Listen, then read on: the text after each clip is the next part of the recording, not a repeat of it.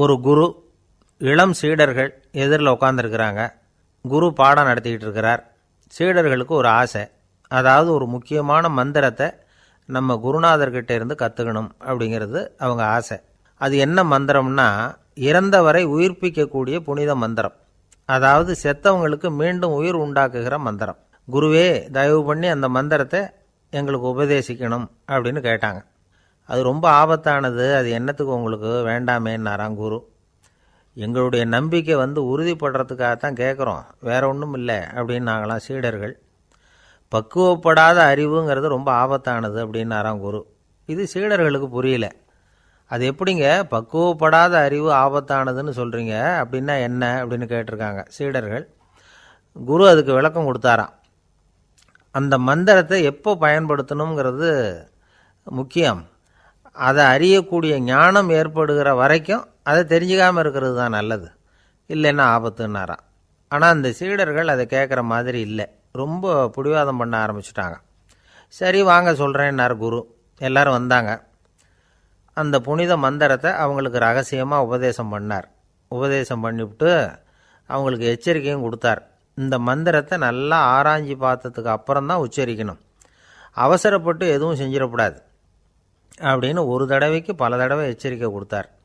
சரின்னு சொல்லிவிட்டு அவங்கெல்லாம் மந்திரத்தை கற்றுக்கிட்டு எழுந்திரிச்சு போயிட்டாங்க. ஒரு நாள் அந்த சீடர்கள் எல்லாம் மணற்பாங்கான இடத்துல அப்படியே நடந்து போயிட்டுருக்கிறாங்க. ஒரு பாலைவன பகுதி மாதிரி ஒரு இடம். அங்கே ஒரு இடத்துல எலும்புகள் குவியலாக கிடந்தது. உடனே இந்த சீடர்கள் முன்ன பின்ன யோசிக்காமல், தியானமும் பண்ணாமல், அந்த மந்திரத்தோட பயனை சோதித்து பார்க்கணும் அப்படின்னு நினச்சிக்கிட்டு அந்த மந்திரத்தை உச்சரிக்க ஆரம்பிச்சிட்டாங்க. அவ்வளோதான். உடனே என்னாச்சு தெரியுமா, அந்த எலும்புகள் எல்லாம் ஓநாய்களாக மாறி அவங்கள துரத்த ஆரம்பிச்சுட்டுது. சீடர்கள் எல்லாம் தலைதெறிக்க ஓட ஆரம்பிச்சிட்டாங்க. ஓநாய்களும் விடலை, அவங்கள துரத்தி பிடிச்சி கடித்து குதற ஆரம்பிச்சுட்டுது. அப்போ தான் அந்த சீடர்களுக்கு குரு சொன்ன அறிவுரையோட அர்த்தம் புரிஞ்சுது. பக்குவப்படாத அறிவு ஆபத்தானது அப்படிங்கிறது. அதனால் இதிலேருந்து நாம் தெரிஞ்சுக்க வேண்டியது என்னென்னா, நாம் நம்ம அறிவை வளர்த்துக்கிட்டால் மட்டும் போதாது, அந்த அறிவை எப்போ எப்படி பயன்படுத்தணும் அப்படிங்கிற பக்குவமும் நமக்கு வரணும். அப்போ தான் வாழ்க்கை நல்லபடியாக அமையும், இல்லைன்னா இடைஞ்சல் தான். இந்த காலத்தில் சில சின்ன பிள்ளைங்களுக்கே அறிவு ரொம்ப பக்குவப்பட்டிருக்குங்கிறத உணர முடியுது. ஒரு சின்ன பையன் பள்ளிக்கூடத்தில் மார்க் லிஸ்ட் கொடுத்தாங்க, வாங்கிக்கிட்டு அவசரமாக வீட்டுக்கு ஓடினான். எதிரில் வந்த ஒருத்தர் கேட்டார், என்ன அவசரம், ஏன் இப்படி வேகமாக ஓடுறேன்னார். எங்கள் அம்மா கிட்ட அடி வாங்கணும், அதுக்காக தான் ஓடுறேன்னா. அடி வாங்கிறதுக்காக இவ்வளவு அவசரம்னார் அவர். அப்படி இல்லைங்க, நான் போகிறதுக்குள்ளே எங்கள் அப்பா வீட்டுக்கு வந்துட்டாருன்னா அவர்கிட்ட அடி வாங்க வேண்டியிருக்கும், அதை அவாய்ட் பண்ணுறதுக்காக இப்படி ஓடுறேன் அப்படின்னு நானா அந்த பையன். ரொம்ப நாளைக்கு முன்னாடி ஒரு நாள் கோவலன் நாடகம் நடந்தது. எங்கள் மதுரையில் நடந்தது. அதில் ஒரு முக்கியமான கட்டம், கண்ணகி கிட்ட சிலம்பை வாங்கிக்கிட்டு அதை விற்கிறதுக்காக மதுரை நகருக்கு புறப்படுறான் கோவலன். அந்த சமயத்தில் கண்ணகி பாடுற மாதிரி ஒரு நாடக பாடல், நாடக ஆசிரியர் எழுதினது. அது என்ன பாட்டுன்னா, மா பாவியோர் கூடி வாழும் மதுரைக்கு மன்னா போகாதீர் என்று அப்படின்னு ஆரம்பிக்கும் அந்த பாட்டு. இதுதான் அந்த பாட்டு. இதை கண்ணகி மேடையில் பாடின உடனே கூட்டத்தில் சலசலப்பு. நம்ம ஊர்லேயே நமக்கு முன்னாடியே நின்றுக்கிட்டு மா பாவியோர் கூடி வாழும் மதுரை அப்படின்னு சொல்கிறாங்களே, என்ன தைரியம் அப்படின்னு எல்லாம் குழப்பம் பண்ண ஆரம்பிச்சிட்டாங்க. மக்கள் சத்தம் போட ஆரம்பிச்சிட்டாங்க. எதிர்ப்பு குரல் அது பாட்டுக்கு வர வர அதிகமாக போட்டுது. கொண்டுக்கிட்டு வா அந்த நாடக ஆசிரியரை, எழுதுனது யார் அப்படின்னு ஒரே சத்தம், கூச்சல். வேறு வழி இல்லை. மெதுவாக மேடைக்கு வந்தார் அந்த நாடக ஆசிரியர். 4 பக்கத்திலிருந்தும் கேள்வி கணைகள். மக்களை பார்த்து கொஞ்சம் அமைதியாக இருங்கோ அப்படின்னு சொல்லிவிட்டு தன்னுடைய விளக்கத்தை சொல்ல ஆரம்பித்தார் அந்த நாடக ஆசிரியர். மா அப்படின்னு சொன்னால் திருமகளாகிய லட்சுமி அப்படின்னு அர்த்தம். பா அப்படின்னா கலைமகளாகிய சரஸ்வதி. வி அப்படின்னா மலைமகளாகிய பார்வதி. மா பாவியோர் அப்படின்னா திருமகளும் கலைமகளும் மலைமகளும், இவங்க மூவரும் அப்படின்னு அர்த்தம். இந்த 3 பேரும் வாழ்கின்ற மதுரை புனிதம் நிறைந்தது, சகல செல்வங்களும் நிறைஞ்சது. அப்படிப்பட்ட ஊரில் நான் அணிந்து கொள்ளும் இந்த சாதாரண சிலம்பை யார் வாங்கிக்குவாங்க அப்படிங்கிற எண்ணத்தோடு தான் கண்ணகி அப்படி சொல்கிறா. அதை நினச்சி தான் நான் எழுதினேன். ஆகவே மதுரையை ரொம்ப சிரமப்படுத்தணும், ரொம்ப மோசமாக எழுதணும் அப்படிங்கிற எண்ணம்லாம் எனக்கு கிடையாது, பெருமைப்படுத்தணும்னு நினச்சி தான் அப்படி எழுதினேன் அப்படின்னு விளக்கம் கொடுத்தாராம். இந்த விளக்கத்தை கேட்டதும் எல்லாரும் ரொம்ப சமாதானம் ஆகிட்டாங்களாம். இப்படி விளக்கம் கொடுத்த அந்த நாடக ஆசிரியர் யார் தெரியுமா? அவர் தான் தமிழ் நாடக உலகின் முதல் ஆசான் சங்கரதாஸ் சுவாமிகள். அவருக்கு நகைச்சுவை உணர்வும் அதிகம். 1920ஆம் ஆண்டு திருநெல்வேலியில் அவர் தங்கியிருக்கிறார் நாடகம் நடத்துறதுக்காக. அவர் தங்கியிருந்த வீட்டில் கொசு மூட்டைப்பூச்சி அதிகமாக இருந்திருக்கு. அவரால் தூங்கவே முடியல. அவர் அனுபவித்த தொல்லைகள் ஒரு பாட்டாக உருவாச்சு. வேடிக்கையாக ஒரு பாட்டு எழுதினாராம். மூட்டையும் கொசுவும் ஒரு வீட்டிலே மீட்டிங் போட்டால் முன்னே நிற்க யாரால் முடியும்? கொசு மோகன ராகம் போல சத்தம் போட்டு முன்னே நின்று செய்திடும் யுத்தம். இதை மறுநாள் நாடகத்தில் கோமாளி வேஷம் போட்ட ஒரு சிறுவனை விட்டு பாட வச்சுருக்கார். எல்லாரும் சிரித்து ரசித்தாங்களாம். சங்கரதாஸ் சுவாமிகள் கல்யாணமே பண்ணிக்கல, துறவி மாதிரியே வாழ்ந்திருக்கார். தமிழ் நாடக கலைக்கு தன்னையே அர்ப்பணம் பண்ணிக்கிட்டவர் அவர். 1922 நவம்பர் மாதத்தில் ஒரு நாள் புதுச்சேரியில் அவர் வாழ்க்கை முடிஞ்சுது. அப்போ அவருக்கு வயசு 55. சங்கரதாஸ் சுவாமிகள் நாடக ஆசிரியர் மட்டும் இல்லை, மேடை நாடக இயக்குனர், தயாரிப்பாளர், அவரே ஒரு சிறந்த நடிகர். ஒரு தடவை சாவித்திரி நாடகத்தில் இவர் யமதர்மனா வேஷம் போட்டு நடிச்சிருக்கிறார். நாடகம் பார்த்துக்கிட்டு இருந்த கருவுற்ற ஒரு பெண்மணிக்கு பயத்தினால அங்கேயே குழந்தை பிறந்துட்டு தான். அந்த நிகழ்ச்சிக்கு அப்புறம் இவர் இந்த வேஷம் போடுறப்போலாம் ஜனங்களுக்கு முன்கூட்டியே எச்சரிக்கை கொடுக்க ஆரம்பிச்சிருவாராம். அதாவது அப்படி யாராவது பயப்படுறவங்க இருந்தால் கொஞ்சம் கண்ணை மூடிங்க அல்லது எழுந்திரிச்சு போடுங்கன்னு. நடிப்புன்னா அப்படிலாம் இருக்கணும். இந்த காலத்தில் நடிகர் ஒருத்தர் சொன்னார், சார் நான் இந்த நாடகத்தில் நடிக்கிறப்போ முகத்தில் நவரசங்களையும் காட்டி நடித்தேன், உணர்ச்சிகளையெல்லாம் நல்லா காட்டி நடித்தேன். அப்படி இருந்து ஜனங்கள் கல்லை எடுத்து மேடையில் வீசிவிட்டாங்க சார் அப்படின்னார். நாடகத்தில் உங்களுக்கு என்ன வேஷம் அப்படின்னு கேட்டாங்க. அது செத்து கிடக்கிற பணமாக நடித்தேன் சார் அப்படின்னார். என்னுடைய நண்பர் ஒருத்தர், அவருக்கு ஜாதகத்தில் நம்பிக்கை உண்டு. அவரே ஜோசியமெல்லாம் பார்ப்பார். என்ன சார் இந்த காலத்தில் இதையெல்லாம் நம்பிக்கிட்டு இருக்கீங்களேன்னு கேட்டால், உங்களுக்கு ஒன்றும் தெரியாது சார், இந்த உலகத்தில் ஒவ்வொருத்தரும் அவங்கவுங்க செய்கிற நல்லது கெட்டதுக்கு தகுந்த பலனை அனுபவிச்சே தேரணும்பார். அது மட்டும் இல்லை, ஒருத்தன் செத்துட்டா கூட அவன் செஞ்ச பாவ புண்ணியங்கள் கூடவே போயிட்டுருக்கோம்பார். அது எப்படி கூட போகும் அப்படின்னு குதர்க்கமாக கேட்டால், அதுக்கு அவர் ஒரு கதை சொன்னார். அது ரொம்ப சுவாரஸ்யமாக இருந்தது. ஒரு ஊரில் ஒருத்தர் இருந்தாராம். அவர் ஜோசியம் பார்க்குறதுல ரொம்ப கெட்டிக்காரரு. ஒருத்தருடைய தலைமுடியை மட்டும் அவர்கிட்ட காட்டினா போதும், அதை மட்டும் பார்த்துட்டு அவருடைய ஜாதகத்தையே சொல்லிவிடுவாராம். அப்பேற்பட்ட திறமை. அந்த ஆள் ஒரு சமயம் கன்னியாகுமரி கடற்கரைக்கு போயிருந்திருக்கிறார். அங்கே கரை ஓரமாக ஒரு மண்டை ஓடு கிடந்திருக்கு. அதை எடுத்து பார்த்துருக்கிறார். அந்த மண்டை ஓட்டை வச்சுக்கிட்டே அதோட ஜாதகத்தை அலசியிருக்கிறார். இந்த மண்டை ஓட்டுக்கு உரிய ஆசாமி வாழ்க்கையில் ரொம்ப கஷ்டப்பட்டுருக்கிறான், நிறைய கஷ்டத்தை அனுபவிச்சிருக்கிறான், அது தாங்க முடியாமல் தான் கடலில் விழுந்து தற்கொலை பண்ணிகிட்டு இருக்கான் அப்படிங்கிறத அவர் கணிச்சுட்டார். இருந்தாலும் இந்த மண்டை ஓடு இன்னமும் அனுபவிக்க வேண்டியது பாக்கி இருக்குது அப்படிங்கிறதையும் அவர் உணர்றார். அது சரி, ஒருத்தன் உயிரோடு இருக்கிற வரைக்கும் தானே நல்லது கெட்டதை அனுபவிக்க முடியும். செத்ததுக்கு அப்புறமும் பாக்கி இருக்குன்னா அதை எப்படி அனுபவிக்கிறது? இந்த மண்டை ஓட்டுக்கு இன்னும் கொஞ்சம் பாக்கி இருக்குது அப்படிங்கிறது அவருக்கு புரிஞ்சதே தவிர அதோட அர்த்தம் என்னங்கிறது அவருக்கு சரியாக விளங்கலை. சரி, இதை இன்னும் கொஞ்சம் விவரமாக ஆராய்ச்சி பண்ணி பார்ப்போம் அப்படின்னு நினச்சிக்கிட்டு அதை தன்னுடைய வீட்டுக்கு எடுத்துகிட்டு போயிட்டார். அந்த மண்டை ஓட்டை ஒரு பொட்டியில் வச்சு பூட்டினார். தன்னுடைய தனி அறையில் அதை பத்திரமா வச்சுக்கிட்டார். தினமும் ராத்திரி ஆனதும் தன்னுடைய மனைவியை பார்த்து, நீ போய் பூஜை அறையில் தனியாக படுத்துக்கோ அப்படின்னு சொல்லிவிட்டு, இவர் தினம் ராத்திரி 12 மணிக்கு பொட்டியை திறந்து அதை பார்ப்பார். மண்டை ஓடு அப்படியே இருந்ததே தவிர இன்னும் கொஞ்சம் பாக்கி இருக்குங்கிறதுக்கு அர்த்தம் அவருக்கு விளங்கலை. அந்த மண்டை ஓட்டுக்கு இன்னும் என்ன பாக்கி இருக்க போகுது? இப்படியே ஒரு 10 நாள் போச்சு. அந்த வீட்டம்மாவுக்கு சந்தேகம் வந்துட்டுது. நம்ம வீட்டுக்காரர் நம்மளை தனியாக ஏன் தூங்க சொல்கிறார் அப்படிங்கிற சந்தேகம். உடனே பக்கத்து வீட்டு அம்மாக்கிட்ட விஷயத்தை சொல்லியிருக்கிறாங்க. அந்த அம்மா உடனே, நீ கவலைப்படாத, நான் கண்டுபிடிச்சி சொல்கிறேன்னு சொல்லிவிட்டாங்களாம். அன்றைக்கி ராத்திரியே ஜன்னல் வழியாக எட்டி பார்த்துருக்குறாங்க. இந்த ஆள் மண்டை ஓட்டை கையில் வச்சுக்கிட்டு அதை திருப்பி திருப்பி அப்படியும் இப்படியும் பார்த்துக்கிட்டு இருந்தது தெரிஞ்சுட்டுது. மறுநாள் காலையில் அவரோட மனைவியை பார்த்தாங்க. ஏம்மா, உன் வீட்டுக்காரருக்கு நீ முதல் மனைவியா 2வது மனைவியா அப்படின்னு கேட்டாங்க. எனக்கு தெரிஞ்ச வரைக்கும் நான் ஒருத்தி தான் அவருடைய மனைவின்னாங்க. அப்படி இல்லை, நீ அவருக்கு 2வது மனைவி. முதல் மனைவியின் மண்டை ஓடு தான் அவர் கையில் இருக்குப்போ, அதை தான் அவர் தினமும் ராத்திரியில் எடுத்து பார்த்துக்கிட்டு இருக்கிறாரு அப்படின்னு விட்டாங்க அந்த அடுத்த வீட்டம்மா. அப்படியா விஷயம்னு சொல்லிவிட்டு கணவன் வீட்டில் இல்லாத நேரமாக பார்த்து அந்த மண்டை ஓட்டை எடுத்து கொண்டாந்து ஒரு உரலில் போட்டு உலக்கையால் குத்தி நொறுக்க ஆரம்பிச்சுட்டுது அந்த அம்மா. வெளியே போயிருந்த அந்த ஆள் அப்போ தான் உள்ளே நுழைஞ்சார். மண்டை ஓடு உலக்கைக்கிட்ட குத்து வாங்கிட்டு இருக்கு. அது அனுபவிக்க வேண்டியது இன்னும் கொஞ்சம் பாக்கி இருக்குது அப்படிங்கிறதுக்கான அர்த்தம் எனக்கு இப்போ தான் புரிஞ்சுதுன்னாராம் அவர். இந்த கதையிலேருந்து நாம் இன்னொரு நீதியையும் புரிஞ்சுக்கணும். அதாவது நம்ம வீட்டை பற்றி நமக்கு தெரியாததெல்லாம் அடுத்த வீட்டுக்காரங்களுக்கு நல்லா தெரியும். ஒருத்தர் ரொம்ப கவலையோடு உட்காந்துருந்தார்.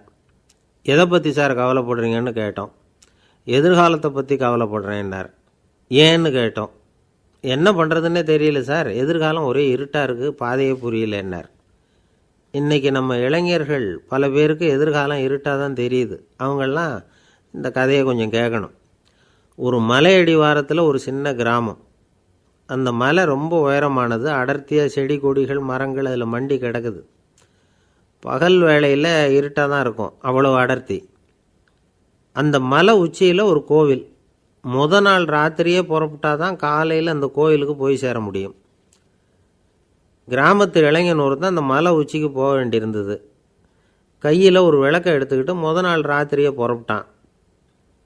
புறப்பட்டு போனவன் கிராமத்து எல்லையிலேயே நின்றுட்டான். ஏன் தெரியுமா? அவன் கையில் இருந்த விளக்கோட வெளிச்சம் 10 அடி தூரத்துக்கு தான் தெரியுது.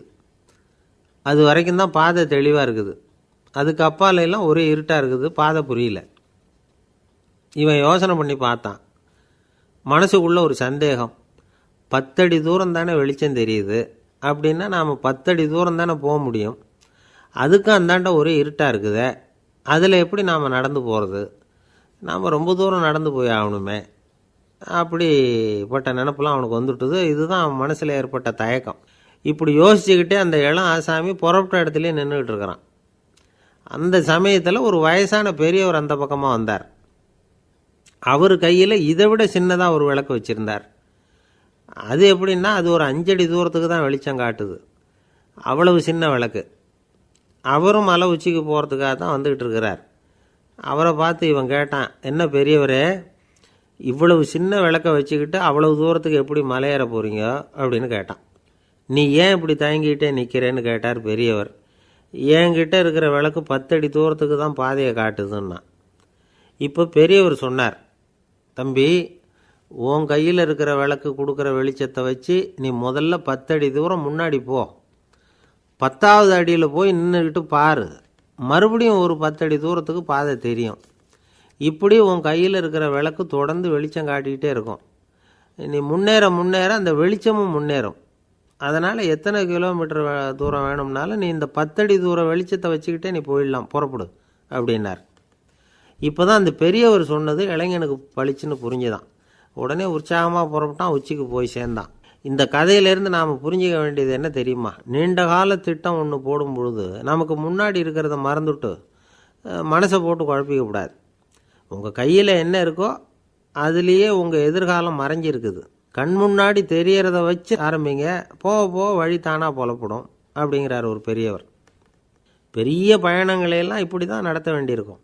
ஒவ்வொரு அடியாக எடுத்து வச்சா ஓடி போய் சேர்ந்து விடலாம். மலைச்சி போய் நின்றுட்டா நின்றுக்கிட்டே இருக்க வேண்டியது தான். நம்ம ஆள்லாம் ரொம்ப மோசமான இருக்கிறாங்க. ஒருத்தன் அப்படி தான் நீண்ட தூர பிரயாணம் ஒன்று புறப்பட்டான். ரயில் போய்கிட்டே இருந்தது.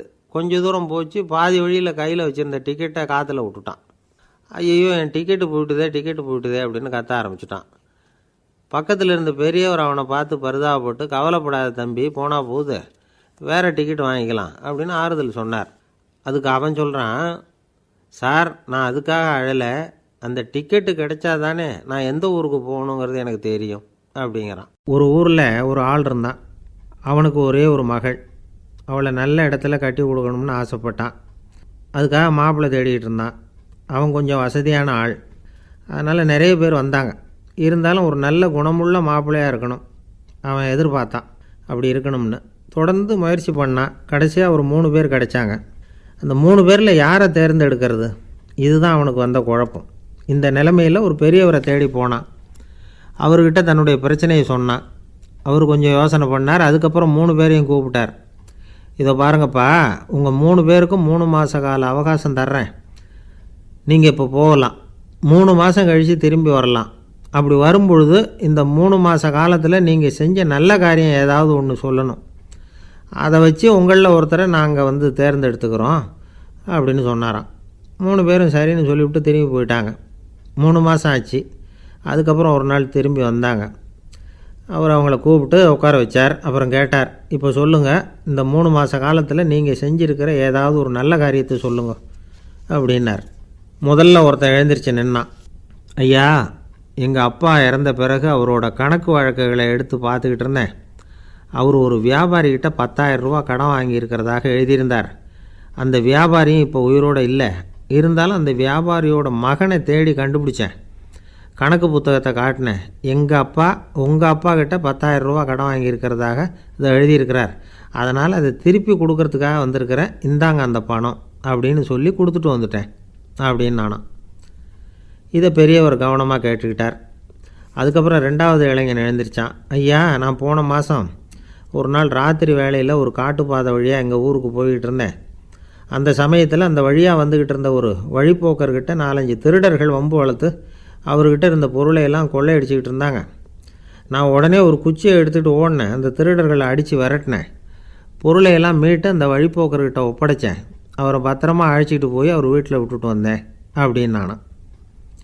இதையும் பெரியவர் கவனமாக கேட்டுக்கிட்டார். அடுத்தபடியாக 3வது இளைஞன் எழுந்திரிச்சான். ஐயா, போன மாதம் ஒரு நாள் நான் ஒரு மலைப்பாதை வழியாக போய்கிட்டு இருந்தேன். மலைப்பாதை விளிம்பில் ஒரு மதகு கட்டை, அது மேலே ஒரு ஆள் படுத்து தூங்கிட்டு இருந்தான். அந்த பக்கம் தவறி உருண்டு விழுந்திருந்தான்னா அதில் பாதாளம். அது மலையடி வாரத்தில் போய் தான் விழணும். அவ்வளவு பள்ளம். அது தெரியாமல் அவன் பாட்டுக்கு தூங்கிட்டு இருந்தான். நான் உடனே அவன்கிட்ட ஓடி போய் குனிஞ்சு அவன் முகத்தை பார்த்தேன். அப்போ தான் புரிஞ்சுது, அவன் ஏற்கனவே எனக்கு தெரியும். அவனை எனக்கு நிறைய கெடுதல் பண்ணியிருக்கிறான், இடைஞ்சல் கொடுத்தவன். இருந்தாலும் ஐயோ பாவம்னு நினச்சி அவனை எழுப்பி பாதுகாப்பாக வேற ஒரு இடத்துல படுக்க வச்சுட்டு வந்தேன் அப்படின்னு நானும். பெரியவர் இதையும் கேட்டுக்கிட்டார். அதுக்கப்புறம் அவங்க 3 பேரையும் பார்த்து, நீங்கள் போகலாம், நாங்கள் யோசித்து முடிவு பண்ணி உங்களுக்கு சொல்லி அனுப்புகிறோம் அப்படின்னாராம். அந்த இளைஞர்கள் புறப்பட்டு போயிட்டாங்க. அதுக்கப்புறம் அந்த பெண்ணோட அப்பாவை பார்த்து சொன்னார், இந்த 3 பேருமே நல்ல பிள்ளைங்க தான், அதில் ஒன்றும் சந்தேகம் இல்லை. இருந்தாலும் இந்த 3 பேர் செஞ்ச செயல்களையும் ஒப்பிட்டு பார்க்க வேண்டியிருக்கு. முதல் இளைஞன் நேர்மைக்கு எடுத்துக்காட்டாக விளங்குறான்.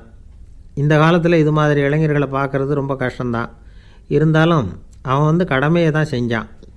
2வது இளைஞன் நல்ல வீரன், தைரியசாலி. ஒரு வீரன் எதை செய்யணுமோ அதைத்தான் இவன் செஞ்சான். இவன் ஒரு லட்சிய மனிதன். 3வது இளைஞன் தன்னுடைய பகைவனுக்கே உதவி செஞ்சுருக்கான். அவன் உயிரை காப்பாற்றியிருக்கிறான். பகைவனுக்கு அருள்வதுங்கிறது ஒரு சாதாரண மனுஷனால் செய்யக்கூடிய காரியம் இல்லை. பகையை மறக்கிறதும் பகைவனுக்கு அருள்வதும் தெய்வீக பண்புகள். அதனால் இவனையே உன்னுடைய மகளுக்கு ஏற்ற மாப்பிள்ளையாக தேர்ந்தெடுக்கலாம் அப்படின்னு சொன்னாங்களாம். ஒரு நல்ல நாளில் அவங்களுக்கு திருமணம் நல்ல விதமாக நடந்து முடிஞ்சுதான். இது சுவாமி சின்மயானந்தர் சொல்லியிருக்கிற ஒரு கதை.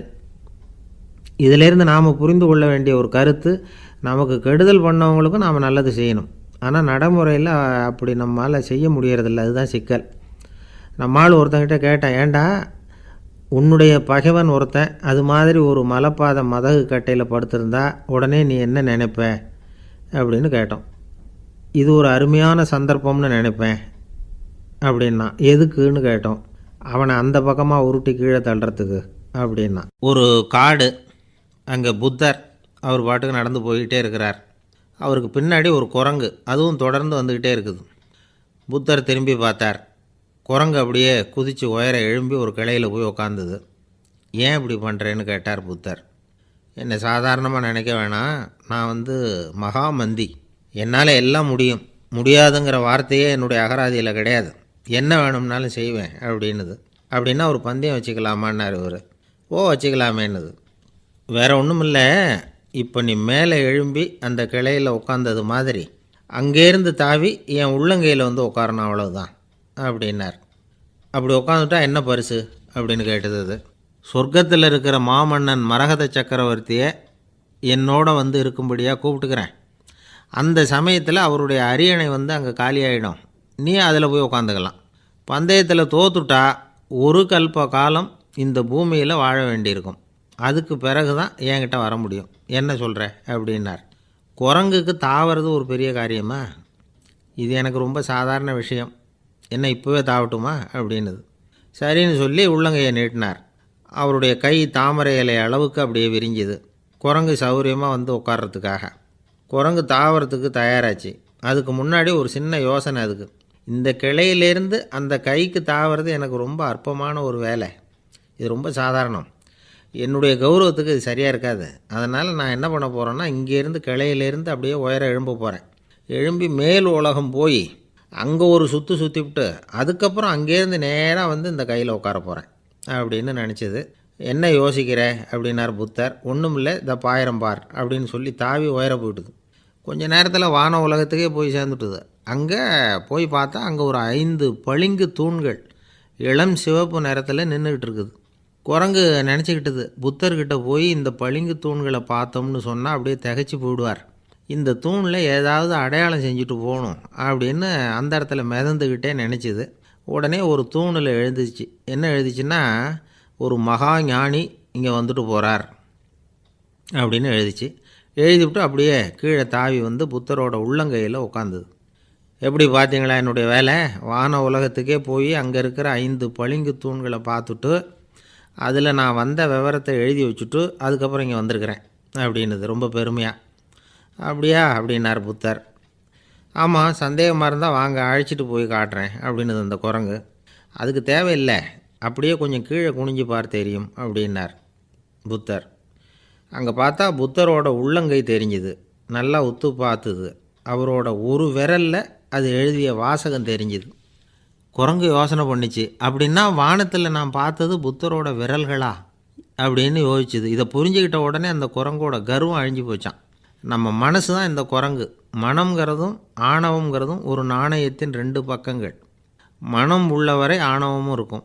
மனம் அழிஞ்சாதான் ஆணவம் அழியும். மனம் அழிய வேண்டும் அப்படின்னு பெரியவங்க சொல்கிறது இந்த அர்த்தத்தில் தான். நம்ம ஆளுங்க சவால் விடுறதெல்லாம் வேறு மாதிரி. ஒருத்தன் ஒரு வாய்க்காலை தாண்டுறேன்னு பந்தயம் கட்டி தாண்ட முடியாமல் வாய்க்காலில் விழுந்து காலை உடச்சிக்கிட்டு கட்டு போட்டுக்கிட்டு வந்தான். ஏன்டா அப்படின்னு கேட்டாங்க.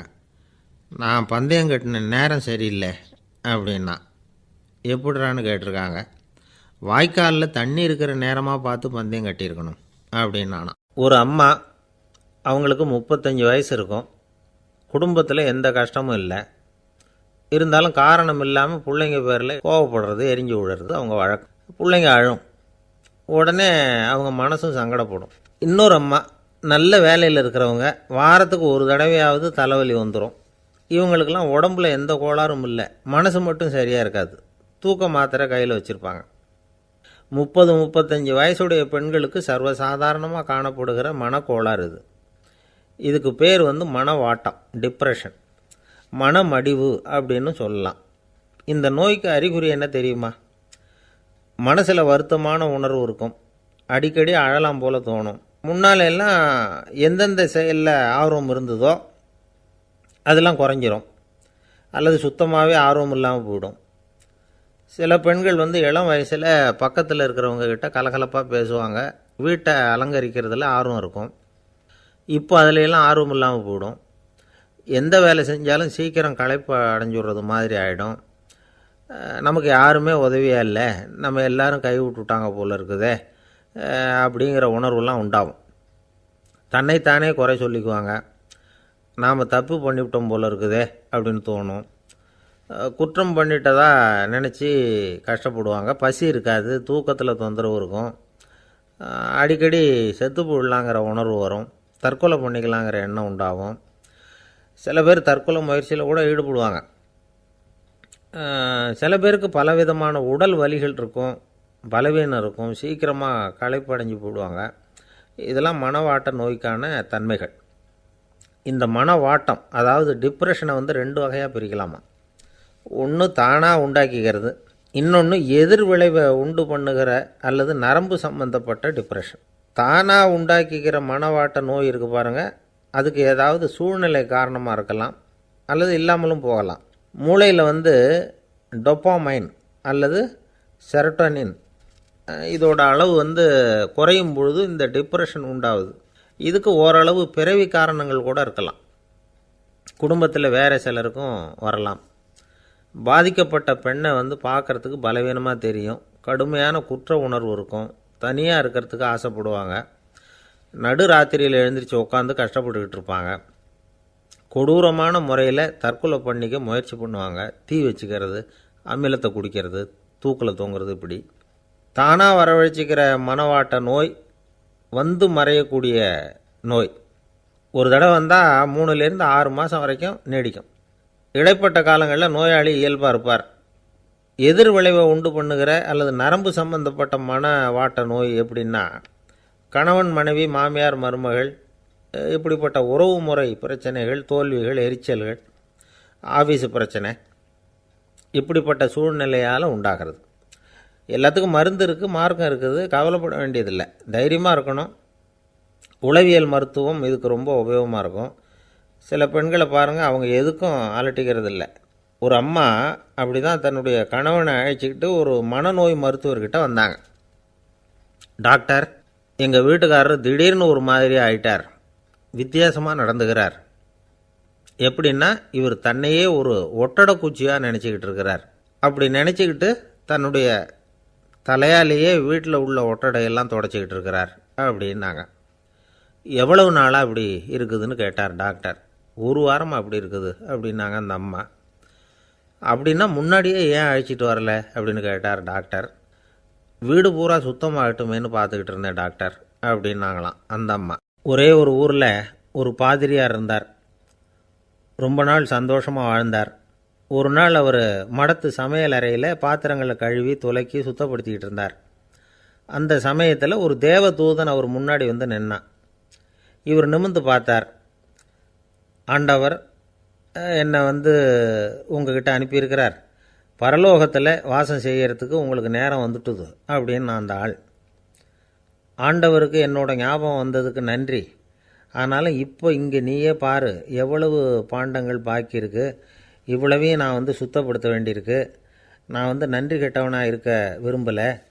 இந்த பணியை முடிக்கிற வரைக்கும் என்னுடைய பரலோக வாழ்வை தள்ளி வைக்க முடியுமா? நீ என்ன நினைக்கிற அப்படின்னு கேட்டார். தேவதூதன் தனக்கே உரிய விவேகத்தோட அன்போட பாதிரியாரை பார்த்தான். சரி, என்ன செய்யலாம்ங்கிறத அப்புறம் சொல்கிறேன் அப்படின்னு சொல்லிவிட்டு புறப்பட்டு போயிட்டான். ஒரு நாள் அந்த பாதிரியார் தோட்டத்தில் உள்ள களைகளையெல்லாம் ஒரு களை கொத்தியால் கொத்தி களை எடுத்துக்கிட்டு இருக்கிறார். அந்த சமயத்தில் இந்த தேவதூதன் மறுபடியும் அவர் முன்னாடி நிற்கிறான். பாதிரியார் பார்த்தார். இதை பாரு, இந்த தோட்டம் பூராவும் எவ்வளவு களை மண்டி கிடக்கு, பரலோகம் கொஞ்ச காலம் எனக்காக பொறுத்திருக்கலாம்னு நீ நினைக்கிறியா அப்படின்னு கேட்டார். தேவதூதன் சிரிச்சுக்கிட்டே மறுபடியும் மறைஞ்சிட்டான். மறுபடியும் அவர் களை எடுக்கிறது, தானிய களஞ்சியத்துக்கு வர்ணம் பூசுறது, இப்படிப்பட்ட வேலைகளில் ஈடுபட்டிருக்கார். இன்னொரு நாள் ஒரு மருத்துவமனையில் நோயாளிகளை கவனிச்சிக்கிட்டு ரொம்ப தீவிரமாக இருக்கிறார் அந்த பாதிரியார். ஒரு நோயாளியோட தாகத்துக்கு தண்ணீர் கொடுத்துட்டு நிமிர்ந்து பார்க்குறப்போ தேவதூதன் மறுபடியும் அவர் முன்னாடி நிற்கிறான். இந்த தடவை பாதிரியார் தன்னலமற்றவராக பேரன்பை காட்டக்கூடிய வகையில் தன்னுடைய 2 கைகளையும் உயர்த்தியபடி தேவதூதனின் கவனத்தை பிணியால் வாடக்கூடிய நோயாளிகளின் பக்கம் திருப்பினாராம். தேவதூதன் ஒன்றும் சொல்லலை, மறைஞ்சிட்டான். அன்னைக்கு சாயந்தரம் பாதிரியார் மடத்தில் உள்ள தன்னுடைய அறைக்கு போய் இளைப்பாறினார். யோசித்து பார்த்தார். தேவதூதனையும் தேவதூதனின் விருப்பத்தையும் பல நாள் தள்ளி போட்டு வந்ததையும் அவர் ரொம்ப நினச்சி பார்த்தார். திடீர்னு தான் முதுமை அடைகிறதையும் சோர்வு அடைகிறதையும் உணர்ந்தார். ஆண்டவரை நினச்சார். ஆண்டவரே, உம்முடைய தூதனை மறுபடியும் என்கிட்ட அனுப்புனா நான் சந்திக்கிறதுக்கு ஆவலாக இருக்கேன் அப்படின்னு சொல்கிறப்பவே தேவதூதன் பக்கத்தில் நின்னான். பாதிரியார் நிமிர்ந்து பார்த்தார். நீ இப்போவே என்னை அழைச்சிக்கிட்டு போக விரும்பினா நான் பரலோகத்துக்கு வர்றதுக்கு தயாராக இருக்கேன்னார். தேவதூதன் அந்த பாதிரியாரை அன்போடவும் விவேகத்தோடவும் பார்த்து, நீங்கள் என் கூட பரலோகத்துக்கு வர்ற தயாராக இருக்கிறதா சொல்கிறீங்க, ஆனால் நீங்கள் இது வரைக்கும் வேறு எங்கே இருந்ததான் நினைக்கிறீங்க அப்படின்னானோ. அப்படின்னா இது வரைக்கும் இருந்த இடம்தான் பரலோகம் அப்படிங்கிறத உணர்த்தியிருக்கிறான். பரலோகம்னா என்னென்னு புரிஞ்சுக்கிறதுக்கு இந்த சம்பவம் நமக்கு உதவியாக இருக்குது.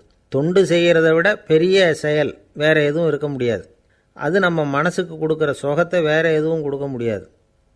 நாம் தொண்டு செய்கிற இடம்தான் அந்த புண்ணிய இடம். ஆனால் இந்த காலத்துல எல்லாம் நாம் தொண்டு செய்யணும்னு நினச்சி ஏதாவது ஆரம்பித்தா கூட அதை ஒரு மாதிரியாக சுற்றி நின்று வேடிக்கை பார்க்க ஆரம்பிச்சிடுறாங்க. ஒரு பெரியவர் அப்படி தான் ஒரு தொண்டு செஞ்சுக்கிட்டு இருந்தார். ஒரு கோவில் கட்டிக்கிட்டு இருந்தாங்க. அதில் ஒரு இடத்துல ஒரு பலகையை வச்சு ஆணி அடிக்கிற வேலையை செஞ்சுக்கிட்டு இருந்தார் அந்த பெரியவர். ஒரு சின்ன பையன் அதை ரொம்ப ஊக்கமாக அக்கறையாக கவனிச்சிக்கிட்டு இருந்தான். பெரியவர் இதை கவனித்தார். என்னப்பா பார்க்குற, உனக்கும் இது மாதிரி தொண்டு செய்யணும்னு ஆசையாக இருக்கா அப்படின்னு கேட்டார். அதுக்கு அந்த பையன் சொல்கிறான், அப்படி இல்லைங்க, நீங்கள் ஆணி அடிக்கிறப்போ கையில் சுத்தியால் அடிச்சுக்கிட்டா எப்படி துடிப்பீங்க, எப்படி கத்துவீங்கன்னு தெரிஞ்சுக்கிறதுக்காக அதை பார்க்கணும்னு ஆசை, அதுக்காக தான் காத்துக்கிட்டு இருக்கேன் அப்படின்னு நானும். ஒரு ஊரில் ஒரு ஞானி இருக்கிறார், ரொம்ப பெரிய ஞானி, ரொம்ப வயசாகிட்டுது. கடைசி காலத்தில் அவர்கிட்ட சில பேர் வந்தாங்க. உங்கள் குரு யார் அப்படின்னு கேட்டாங்க. அவர் நிமிர்ந்து பார்த்தார். எனக்கு ஆயிரக்கணக்கான குருமார்கள் உண்டு, அவங்க பேரெல்லாம் சொல்லணும்னா இந்த காலம் பத்தாது, ஆனால் முக்கியமான ஒரு 3 பேரை பற்றி மட்டும் உங்களுக்கு சொல்கிறேன் அப்படின்னாராம். அப்புறம் சொன்னார், அந்த 3 பேரில் ஒருத்தன் ஒரு திருடன். ஒரு சமயம் ஒரு பாலைவனம் வழியாக நான் போய்கிட்டு இருந்தேன். அப்போது வழி தவறி போய் ஒரு கிராமத்துக்கு போயிட்டேன். அது இருட்டு நேரம், நடுராத்திரி, ஊரே உறங்கி போச்சு. அந்த நேரத்தில் ஒரு ஆள் மட்டும் ஒரு வீட்டு சுவத்தில் ஏதோ பண்ணி உள்ளே நுழையிறதுக்கு முயற்சி பண்ணிகிட்ருக்கிறான். அவங்கிட்ட போய் நான் இன்றைக்கி இங்கே எங்கே தங்க முடியும் அப்படின்னு கேட்டேன். அதுக்கு அவன், இந்த ராத்திரி வேளையில் அது ரொம்ப சிரமம், ஒரு திருடனோட உங்களால் தங்க முடியும்னா நீங்கள் என்னோட தங்கலாம் அப்படின்னா. நான் அவங்க கூட 1 மாதம் தங்கியிருந்தேன். ஒவ்வொரு நாள் ராத்திரியும் இப்போ நான் என்னுடைய வேலைக்கு போகிறேன், நீங்கள் ஓய்வு எடுத்துக்கோங்க அப்படின்னு சொல்லிவிட்டு போவான். அவன் திரும்பி வந்த உடனே உனக்கு ஏதாவது கிடச்சிதான்னு நான் கேட்பேன்.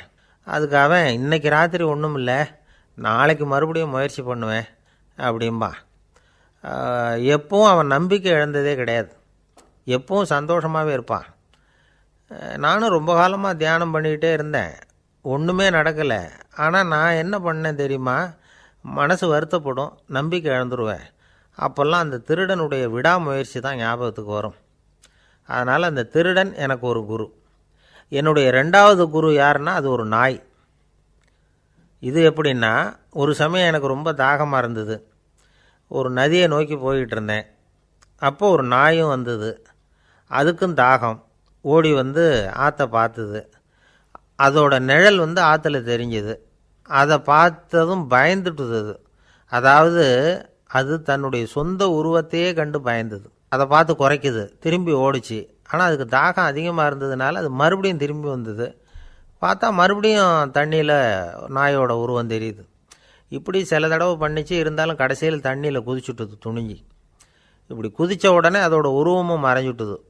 இதை பார்த்தேன். நான் என்ன புரிஞ்சுக்கிட்டேன்னா, எவ்வளவு தான் பயம் இருந்தால் கூட ஒருத்தன் தைரியமாக காரியத்தில் இறங்கணும் அப்படிங்கிறத புரிஞ்சுக்கிட்டேன். இந்த போதனை அந்த நாய்கிட்ட இருந்து எனக்கு கிடைச்சிது. இது ஒன்று. அடுத்தது என்னுடைய 3வது குரு யாருன்னா அது ஒரு சின்ன குழந்தை. நான் ஒரு சமயம் ஒரு நகரத்துக்கு போனேன். அங்கே ஒரு குழந்தை எரிகிற மெழுகுவத்தி ஒன்று எடுத்துக்கிட்டு வந்தது. நான் அந்த குழந்தைய பார்த்து வேடிக்கையாக கேட்டேன், ஏன் பாப்பா, இந்த மெழுகுவத்தியை நீயாவே கொளுத்துனியா அப்படின்னு கேட்டேன். ஆமான்னுது அந்த குழந்தை.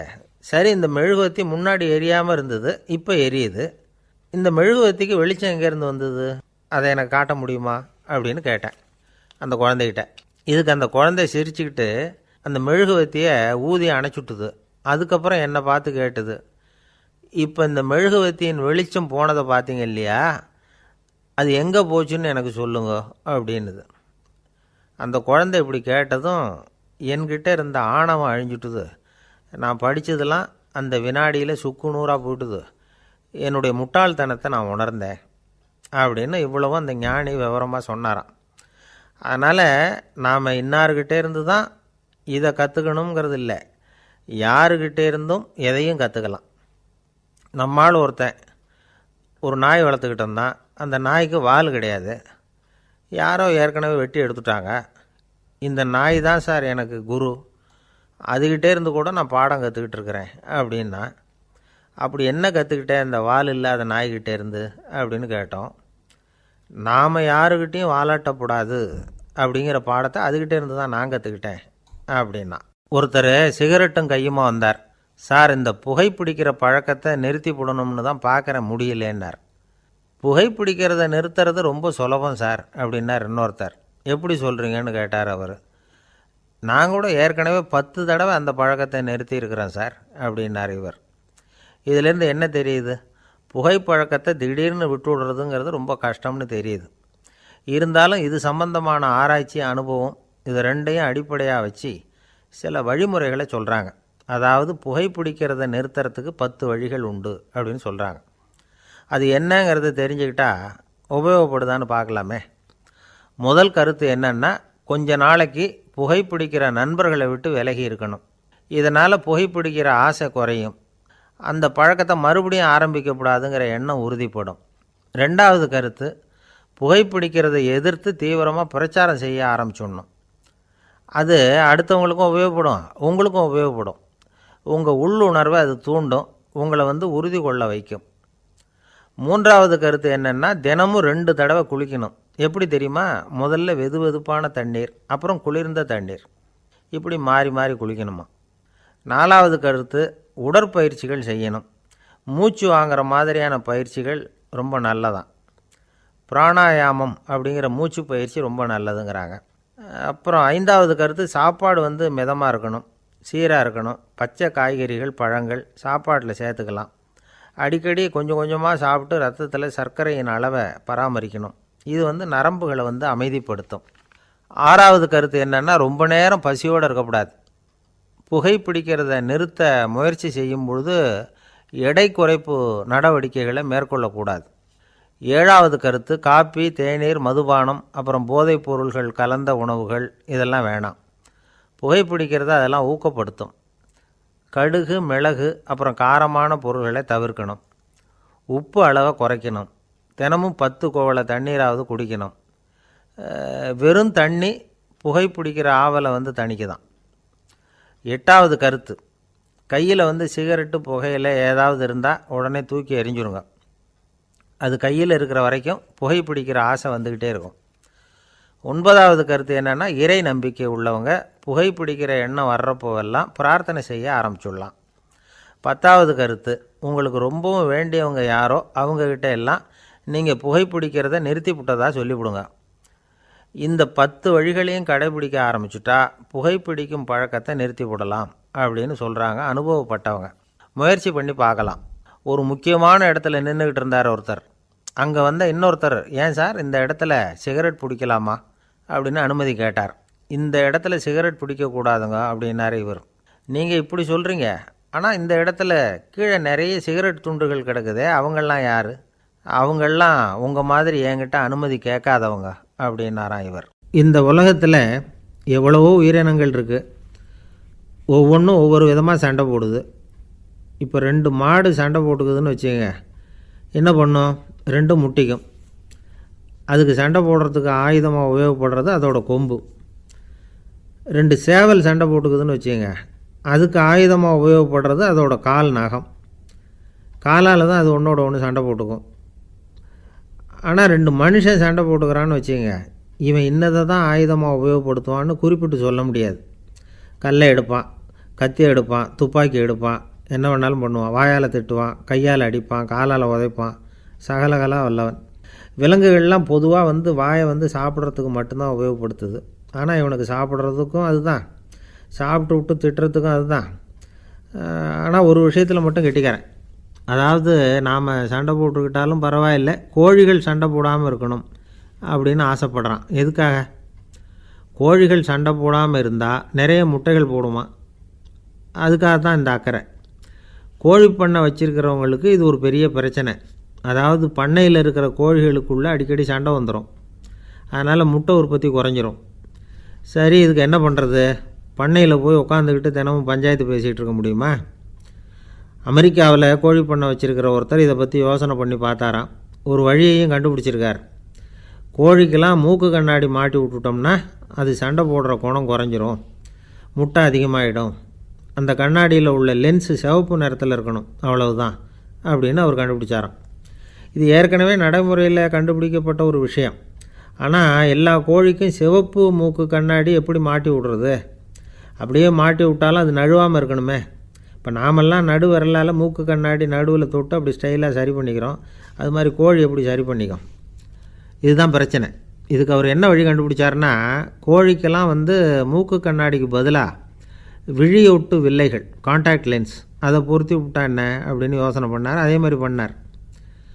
அதே மாதிரி செஞ்சு பார்த்தார், வெற்றி. அதுக்கப்புறம் கோழியெல்லாம் சண்டை போட்டுக்கலையாம், சமாதான பிரியர்கள் ஆகிட்டு தான். கோழிகளுக்கு இயல்பாகவே சண்டை போடுற குணம் உண்டு.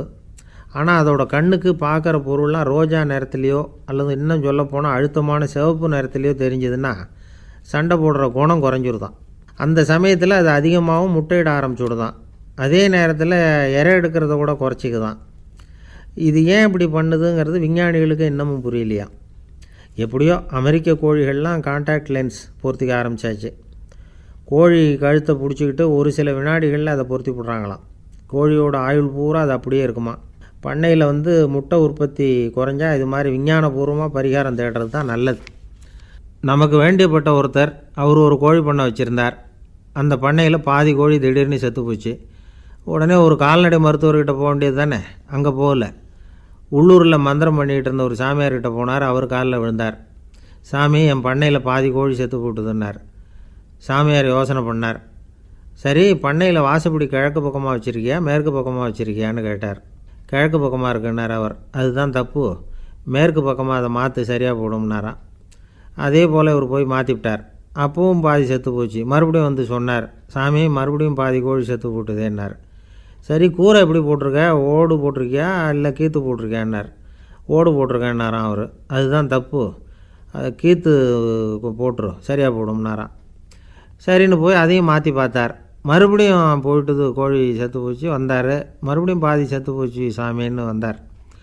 இவரும் யோசனையை மாற்றி மாற்றி சொல்லிகிட்டே இருக்கிறார். இப்படி அவரும் மாற்றி மாற்றி பார்த்தார். 6வது தடவையாக அவரை தேடிட்டு வந்தார். அந்த சமயத்தில் இவர் ரொம்ப தீவிரமாக யோசனை பண்ணி பார்த்துட்டு, அது சரிப்பா, நீயும் என்கிட்ட சளைக்காமல் வந்துக்கிட்டு இருக்கிற, நானும் யோசனை சொல்லிகிட்டு இருக்கேன். இப்போவும் உங்ககிட்ட சொல்கிறதுக்கு என்கிட்ட யோசனை நிறையா இருக்குது. ஆனால் சோதிக்கிறதுக்கு உங்ககிட்ட கோழி இல்லையே, என்ன பண்ணுறது அப்படின்னாராம் இவர். ஒரு தெருவில் சில சிறுவர்கள் விளையாடிக்கிட்டு இருந்தாங்க. ஏதோ ஒரு உயரமான கல்லை நடுத்தெருவில் வச்சு அதை சுற்றி சுற்றி ஓடி வந்துக்கிட்டு இருக்கிறாங்க. அது என்ன விளையாட்டோ அவங்களுக்கு தான் தெரியும். கொஞ்ச நேரம் அப்படி விளையாடிக்கிட்டு இருந்தவங்க விளையாடி முடித்ததும் அந்த கல்லை நடுத்தெருவில் அப்படியே விட்டுவிட்டு அவங்கவுங்க வீட்டுக்கு ஓடி போட்டாங்க. அதுக்கப்புறம் அந்த வழியாக 2 பெண்கள் பேசிக்கிட்டே வந்தாங்க. பேச்சு சுவாரஸ்யத்தில் நடுத்தெருவில் இருந்த அந்த கல்லை கவனிக்கலை. காலில் இடிச்சுட்டுது, லேசாக ரத்தம் வந்துட்டுது, வலி தாங்கலை. காலில் இடிச்சுக்கிட்ட பொண்ணு திட்ட ஆரம்பிச்சுட்டுது. வர வர ஊர் உலகம் ரொம்ப கெட்டு போச்சு, யாருக்கும் பொறுப்பே கிடையாது பாரு, இப்படி நடுத்தருவில் பொறுப்பு இல்லாமல் இப்படி கல்லை போட்டு வச்சுருக்குறாங்களே, இது நியாயமா அப்படின்னு சொல்லி இந்த சமூகத்தை கடுமையாக விமர்சனம் பண்ணிக்கிட்டே அவங்க போயிட்டாங்க. கொஞ்ச நேரம் கழித்து ஒரு வாலிபன் அந்த வழியாக வந்தான். அந்த கல்லை பார்த்தான், நின்னான். ஒரு நிமிஷம் யோசனை பண்ணான். என்ன பண்ணலாம்னு பார்த்தான். தன்னுடைய வீரத்தையும் பலத்தையும் காட்டணும்னு நினச்சான். பின்னாடி போனான். அப்புறம் வேகமாக ஓடி ஒரு சின்ன ஹை ஜம்ப், அப்படியே துள்ளி குதித்தான். துள்ளி குதித்து தாண்டி அந்த பக்கமாக போய் விழுந்தான். அப்படியே விசில் அடிச்சுக்கிட்டு அவன் பாட்டுக்கு நடந்து போகிறான். அடுத்தபடியாக ஒரு காதல் ஜோடி அந்த வழியாக வந்தது. நடுத்தெருவில் கல் கண்ணில் பட்டது. அவங்க 2 பேரும் ரொம்ப நெருக்கமாக சேர்ந்து வந்துக்கிட்டு இருக்கிறாங்க. நடுவில் கல் இருக்கிறதுனால கொஞ்ச நேரம் 2 பேரும் விலகி மறுபடியும் இந்த பக்கம் சேர்ந்து போகணும். கொஞ்ச நேரம் நாம் பிரிய வேண்டி இருக்குதே அப்படின்னு வருத்தத்தோடு முணுமுணுத்துக்கிட்டே இந்த பக்கம் வந்தாங்க. அதுக்கப்புறம் வழக்கம் போல் சேர்ந்து அவங்க பாட்டுக்கு எதிர்காலத்தை பற்றி கற்பனை பண்ணிக்கிட்டே போயிட்டாங்க. கடைசியாக அந்த வழியாக பார்வை இல்லாத ஒருத்தர் வந்துக்கிட்டு இருக்கார். அவர் கையில் வழக்கமாக வச்சிருக்கிற அந்த ஊன்றுகோல், கையில் இருக்கிற அந்த ஊன்றுகோலால் தனக்கு முன்னாடி அப்படியும் இப்படியும் அப்படியே தட்டிக்கிட்டு பார்த்துக்கிட்டே அவர் மெதுவாக நடந்து வந்துக்கிட்டு இருக்கிறார். வழியில் இருக்கிற அந்த கல் தட்டுப்பட்டுது. உடனே நடுத்தெருவில் ஒரு கல் இருக்குங்கிறத அவர் புரிஞ்சுக்கிட்டார். உடனே குனிஞ்சார். அந்த கல்லை தடவி பார்த்து எடுத்தார். தெரு ஓரமாக கொண்டுட்டு போய் போட்டார். அதுக்கப்புறம் அவர் பாட்டுக்கு அவர் வழியில் நடந்து போனார். இப்போது இதில் பல பேர் வந்தாங்க போனாங்க. இவங்களில் பார்வை உள்ளவங்க யார், பார்வை இல்லாதவங்க யார்? இப்படி ஒரு கேள்வி கேட்டால் என்ன பதில் சொல்ல முடியும்? கொஞ்சம் யோசித்து பார்த்தா இன்றைக்கி பல பேர் இப்படி தான் இருந்துக்கிட்டு இருக்கிறோம். ஒரு ஆள் பார்க்குறதுக்கு பெரிய மனுஷன் மாதிரி இருக்கார். ஒரு தெரு வழியாக நடந்து வந்துக்கிட்டு இருந்தார். இருட்டு நேரம். வழியில் ஒரு பெரிய கல் கிடந்தது, கருங்கல். பார்த்தார். கொஞ்ச நேரம் யோசித்தார். போய் தூக்கி பார்த்தா ரொம்ப கனமாக இருந்தது. இன்னொரு ஆள் சேர்ந்தாதான் தூக்க முடியும். இவர் உடனே ரோட்டு ஓரமாக போய் ஒரு மரத்தடியில் உட்காந்துக்கிட்டார். 2 பக்கமும் பார்த்துக்கிட்டே இருக்கார், யாராவது வர்றாங்களான்னு. கொஞ்ச நேரத்தில் ஒருத்தர் வந்தார். இவருக்கு தெரிஞ்சவர். என்னங்க இந்த நேரத்தில் இங்கே உட்காந்துருக்குறீங்கன்னு கேட்டார் அவர். அதோ அந்த கருங்கல் அப்படின்னு சுட்டி காட்டினார். ஓ, அதை தூக்கி ஓரமாக போடணுமா? வாங்க 2 பேரும் தூக்கலான்னார் வந்தவர். நான் அதுக்காக உட்காந்துருக்கலேன்னார் இவர். பின்ன வேற எதுக்காகன்னார் அவர். ஒரு மனுஷன் கருங்கல்லில் காலை இடிச்சுக்கிட்டான்னா எப்படி துள்ளுவான்னு பார்க்கணுங்கிறது எனக்கு ரொம்ப நாளாக ஒரு ஆசை. அதுக்காக தான் உட்காந்துருக்கிறேன் அப்படின்னாராம். என்னுடைய நண்பர் ஒருத்தர் ஆழ்ந்த சிந்தனையில் இருந்தார். என்ன யோசனை பண்ணுறீங்கன்னு கேட்டேன். தலைவர் ஆகணும்னு பார்க்குறேன், அதுதான் என்ன வழின்னு யோசிச்சுக்கிட்டு இருக்கேன்னார். நான் கூட அது மாதிரி யோசித்து பார்த்தேன். அதுக்கப்புறம் அந்த யோசனையை கை விட்டுட்டேன் அப்படின்னோம். ஏன்னு கேட்டார். அதுக்கான தகுதிகள் நமக்கு இல்லைங்கிறது புரியுது. அது நமக்கு புரியறத விட நம்ம விட மற்றவங்களுக்கு நல்லா புரிஞ்சு போச்சு. அதனால் பேசாமல் கம்முன்னு இருந்துடுறது தான் நல்லது அப்படின்னோம். தலைவர் ஆகிறதுக்கு தகுதிகள் வேறு உண்டோ அப்படின்னு கேட்டார். அவர் யதார்த்தமாக தான் கேட்குறார். நாங்கள் உடனே எங்ககிட்ட இருந்த ஒரு புஸ்தகத்தை எடுத்து அவர்கிட்ட கொடுத்தோம். படித்து பாருங்கன்னு. தலைவர் ஆகிறதுக்கு என்ன வழி அப்படிங்கிறத பற்றி அதில் போட்டிருக்கிறாங்க. முதல் வழி என்ன தெரியுமா? ஒரு 4 பேர் முன்னாடி இல்லைன்னா ஒரு கூட்டத்துக்கு முன்னாடி நீங்கள் பேச போகிறீங்க. அப்போ எப்படி ஆரம்பிக்கணும்னா, உண்மையான புகழ்ச்சி, நேர்மையான பாராட்டு, இதோடு ஆரம்பிக்கணும். எடுத்ததுமே அது சரியில்லை இது சரியில்லைன்னு பேசிகிட்டு இருக்கக்கூடாது. மக்களை பார்த்து நீங்கள் தான் தப்பு பண்ணிவிட்டீங்க அப்படின்னு நேரடியாக சொல்லக்கூடாது. தவறு இருந்தாலும் அதை மறைமுகமாக ஏதாவது கதை சொல்லி அதிலேருந்து அவங்க புரிஞ்சுக்கிற மாதிரி செய்யணும். அடுத்தவங்க பண்ண தப்பு என்னன்னு அலசறதுக்கு முன்னாடி நீங்கள் பண்ணின தப்பு என்னங்கிறத பற்றியே பேசுங்க. எதுக்கும் நேரடியாக உத்தரவு போட்டுக்கிட்டு இருக்கக்கூடாது. இதை நீங்கள் செய்யணும் அப்படின்னு சொல்கிறதுக்கு பதிலாக நீங்கள் இப்படி செஞ்சால் எப்படி இருக்கும் அப்படின்னு கேள்வி மாதிரி கேட்கணுமா. இப்படி கேட்டால் அது உத்தரவு மாதிரி தெரியாதான். அடுத்தவங்க மரியாதையை காப்பாற்றுறது மாதிரி பேசணுமா. உங்கள் பேச்சு இன்னொருத்தரை அவமானப்படுத்துறது மாதிரி இருக்கக்கூடாதான். ஏண்டா இவங்கிட்ட போய் மாட்டிக்கிட்டோம்னு யாரும் நினச்சிடக்கூடாது. ஒவ்வொரு சின்ன வளர்ச்சியையும் பாராட்டணும். வெற்றி சாதாரணமாக இருந்தாலும் பாராட்டாமல் இருந்துடக்கூடாது. பாராட்டும் பொழுது தாராளமாக இருக்கணும். குறை சொல்லும் பொழுது கவனமாக இருக்கணும். வாய்க்கு வந்தபடி பேசிவிட்டா அதுக்கப்புறம் வகையாக மாட்டிக்கிட்டு முழிக்க வேண்டியிருக்கும். நீங்கள் பேசுகிறது இன்னொருத்தருக்கு ஒரு கௌரவத்தையும் மரியாதையும் உண்டு பண்ணுறது மாதிரி இருக்கணும். நீங்கள் பேசுகிறது அடுத்தவங்களுக்கு இருக்கிற கொஞ்ச நெஞ்ச மரியாதையும் எடுத்து விடுறது மாதிரி இருக்கக்கூடாது. உங்கள் பேச்சை கேட்டால் கேட்குறவங்களுக்கு ஒரு ஊக்கம் வரணும், உற்சாகம் வரணும். தவறு எதுவாக இருந்தாலும் அதை சுலபமாக திருத்திக்கலாம், சரி பண்ணிக்கலாங்கிறது மாதிரி இருக்கணும் உங்கள் பேச்சு. அடுத்தவங்களை சந்தோஷப்படுத்துங்க. உங்கள் யோசனையை கேட்டு நடந்துக்கிறதுனால அந்த சந்தோஷம் அவங்களுக்கு கிடைக்கணும். இந்த தகுதியெல்லாம் உங்ககிட்ட இருந்தால் நீங்கள் ஒரு சிறந்த தலைவராகலாம் அப்படின்னு அந்த புஸ்தகத்தில் போட்டிருக்குது. இந்த காலத்தில் தலைவர் ஆகிறதுக்கு வேறு சில தகுதிகள்லாம் கூட தேவைப்படுது. ஒரு புள்ள தன்னுடைய அப்பா கிட்ட, அப்பா உன்ன மாதிரியே நானும் அரசியலில் சேரணும், தலைவர் ஆகணும்னு ஆசைப்படுறேன், இன்னையிலேருந்து எனக்கு அரசியல் பாடம் கற்றுக் கொடு அப்படின்னு கேட்டிருக்கான். அவரும் சரின்னு சொல்லிவிட்டு ஒரு பெரிய ஏணியை எடுத்துகிட்டு வந்தாராம். ஒரு செவுத்தில் சாத்தினார். இந்த ஏணியில் ஏறி உயர போய் அங்கே பரன் மேலே இருக்கிற ஒரு புத்தகத்தை எடுத்துகிட்டு வாடான் இருக்கார். மகனை பார்த்து, அப்பா ஏணி ரொம்ப உயரமாக இருக்குது, நீ ஜாக்கிரதையாக இதை பிடிச்சிக்கோ, நான் ஏறி போகிறேன் அப்படின்னு நான் பையன். பயப்படாத, நான் பார்த்துக்கிறேன்னார் அப்பா. பையன் ஏணியில் ஏறினா உச்சிக்கு போனதும் அப்பா கையை எடுத்துட்டார். ஏணி அப்படியே சரிஞ்சுட்டுது. பையன் பொத்துன்னு கீழே விழுந்துட்டான். இடுப்பை பிடிச்சிக்கிட்டே எழுந்திரிச்சான். என்னப்பா இது, இப்படி என்னை ஏற விட்டுட்டு கையை விட்டுட்டியே, இப்படி கைவிடலாமா அப்படின்னு கத்தியிருக்கான். அப்பா நிதானமாக சொன்னாராம், அவசரப்படாதேப்பா, அரசியலில் இதுதான் முதல் பாடம், பெத்த அப்பனாக இருந்தாலும் அவனை நம்பாதே அப்படின்னு உபதேசம். அன்பாக இருக்கணும்னு அநேக பெரியவங்க சொல்லியிருக்கிறாங்க. நாமளும் அதை கேட்டுவிட்டு அன்பு காட்டுறதுக்கு தயாராக தான் இருக்கிறோம். அதை வாங்கிறதுக்கு தான் ஆளை காணும். இருந்தாலும் அன்பில் எத்தனையோ வகை உண்டு. அதை சரியாக புரிஞ்சுக்கிட்டு அதுக்கப்புறம் அன்பு காட்ட ஆரம்பிக்கணும். வகையை புரிஞ்சிக்காமல் அன்பு காட்டினா வம்புல மாட்டிக்க வேண்டியது தான். அன்புன்னா சாதாரணமாக நினச்சி விடாதீங்க. அதில் எவ்வளவு விதம் தெரியுமா? இரக்கம், கருணை, காருண்யம், பந்துத்துவம், பட்சம், பாசம், நேசம், விசுவாசம், அபிமானம், காதல், பக்தி, இப்படி பல விதமாக அதை பற்றி சொல்லி வச்சிருக்கிறாங்க பெரியவங்க. இந்த வார்த்தைகள்லாம் நாம் கேள்விப்பட்டது தான். இருந்தாலும் அதுகளுக்குள்ளே என்ன வித்தியாசம்னு கேட்டால் சரியாக சொல்ல தெரியாது.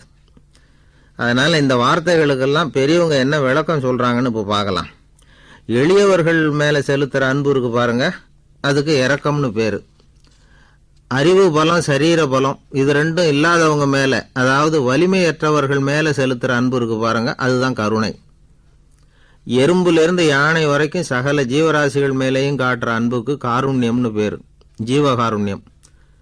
சிவி சக்கரவர்த்தி காட்டின அன்பு இந்த ரகம். உறவினர்கள், சொந்தக்காரங்க, அவங்க வசதியாக இருந்தாலும் வறுமையில் இருந்தாலும் வித்தியாசம் இல்லாமல் காட்டுற அன்பு இருக்கு பாருங்க, அதுக்கு பேர் பந்துத்துவம். ஒரு எஜமானன் வேலையாள்கிட்ட காட்டுற அன்பு இருக்கு பாருங்க, அதுக்கு பேர் தான் பட்சம். அவனும் தன்னை மாதிரி மனுஷன்தாங்கிற நினப்பு வேணும். ஒரு தாய் தன்னுடைய குழந்தை மேலே, ஒரு குழந்தை தன்னுடைய தாய் மேலே செலுத்துகிற அன்புக்கு பாசம்னு பேர். ஈருடல் ஓர் உயிர்னு நினைக்கிறது இது. ராமரும் கௌசலையும் இதுக்கு உதாரணம். தம்மை ஒத்த நண்பர்கள்கிட்ட செலுத்துகிற அன்புக்கு நேசம்னு பேர். வயசு, செல்வம், அந்தஸ்து இந்த வித்தியாசமெல்லாம் பார்க்காம அவங்க சுக துக்கத்தில் சமபங்கு எடுத்துக்கிறது இது. கிருஷ்ணன் குசேலர்கிட்ட காட்டினது இந்த ரகம். வேலை செய்கிறவன் முதலாளிகிட்ட காட்டுற அன்புக்கு விசுவாசம்னு பேர். தேசத்து மேலேயும் தாய்மொழி பேர்லையும் செலுத்துகிற அன்புக்கு அபிமானம்னு பேர். தேசாபிமானம்னு சொல்கிறோமே இதுதான். ஒரு கணவன் மனைவி பேரில் காட்டுற அன்புக்கு காதல்னு பேர். கடவுள் பேரில் செலுத்துகிற அன்புக்கு பக்தின்னு பேர்.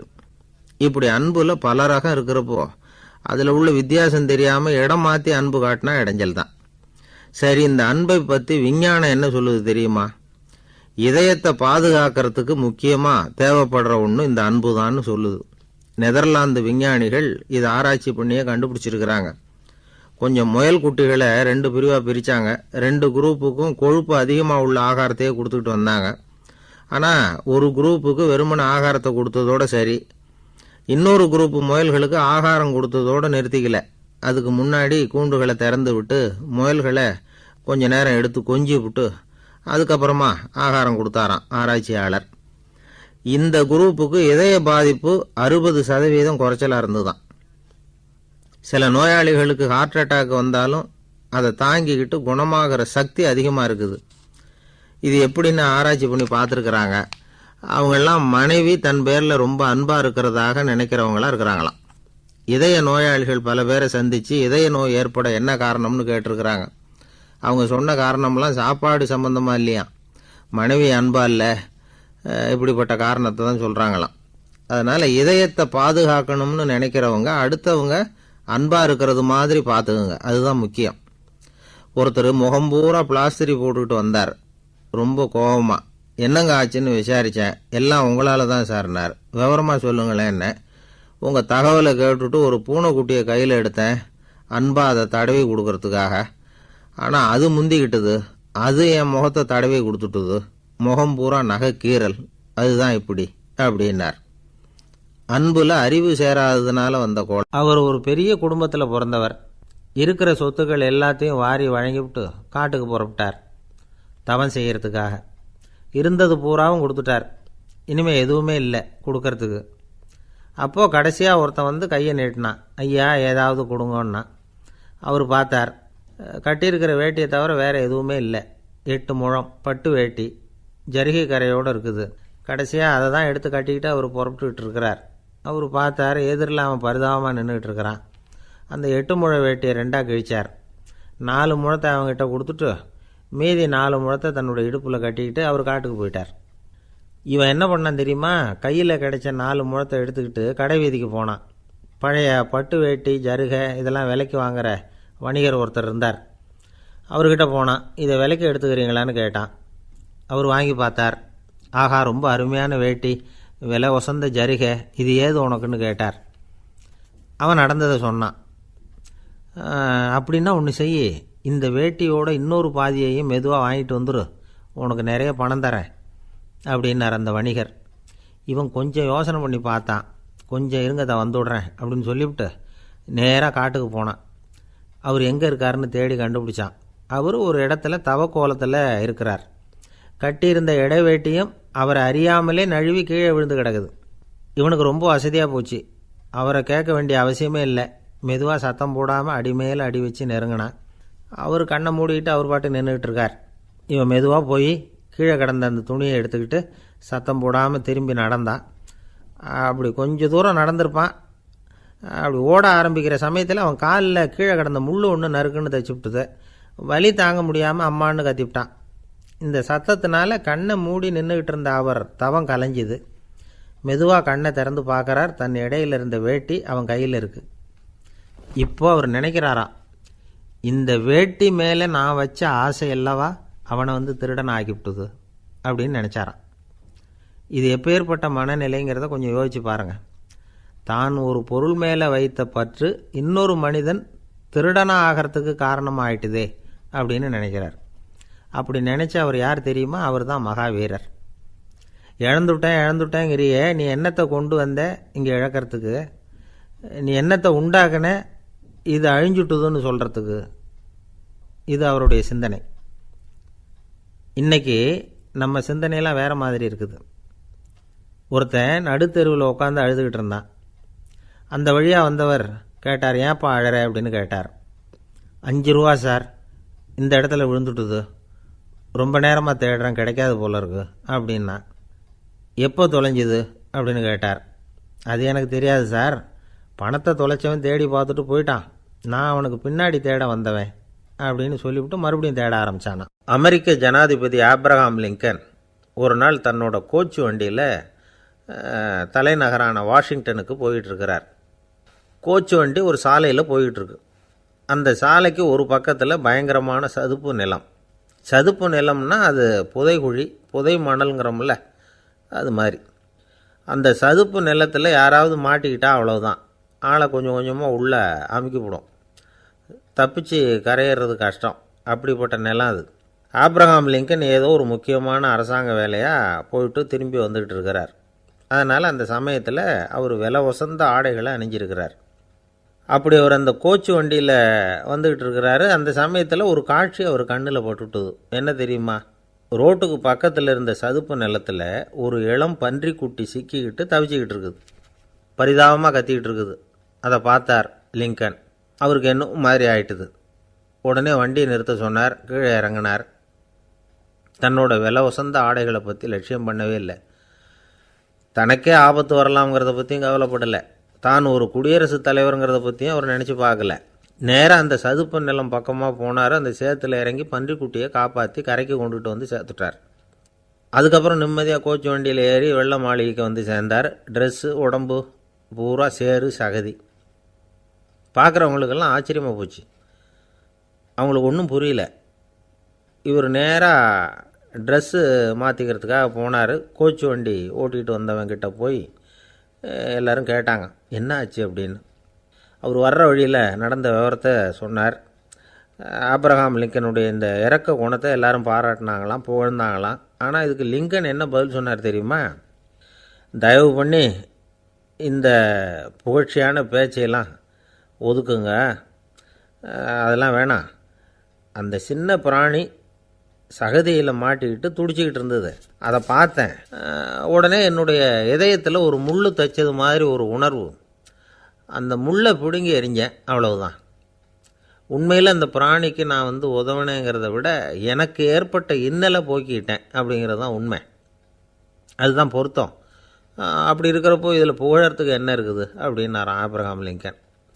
எவ்வளவு யதார்த்தமான வார்த்தைகள் பாருங்கள். இந்த காலத்தில் நம்மளையும் பல பேர் அப்படி உண்டு. நீச்சல் தெரியாத ஒரு ஆள் தண்ணியில் இறங்கிட்டான்.